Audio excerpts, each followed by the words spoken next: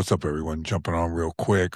Got another nugget for you. Today, I want to talk about something that I think many of you want to listen to, especially if you've been in relationships and they kind of follow the same script. Let me explain something that happens in relationships more often than people realize. It's called repetition compulsion.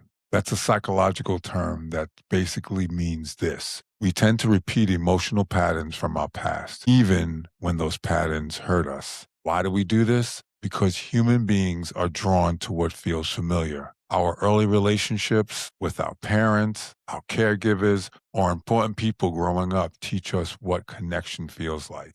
They teach us what love looks like, how attention works, how people respond when we need them. Those experiences quietly shape what our minds later recognize as normal. So when we grow up and start dating, we often feel attracted to people who recreate those same emotional experiences. Not on purpose, it just feels natural. Let me give you an example. If love growing up felt inconsistent, you might feel strongly attached to someone who is unpredictable. If you had to work hard to get approval, you may find yourself drawn to partners who are difficult to please. And if criticism was common in your life, especially growing up, a calm and supportive partner might actually feel strange at first. From the outside, people might say, "Why do they keep choosing the wrong person?" But psychologically, it's often not about bad choices, it's about familiarity. Part of the mind is unconsciously trying to replay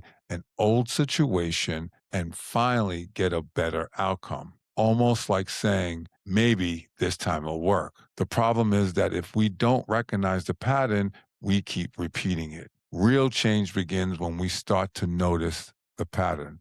Because once you see it, you can begin choosing relationships that are healthier, even if they feel unfamiliar at first. This is Robinson's Theory. Until next time, peace and strength, the podcast.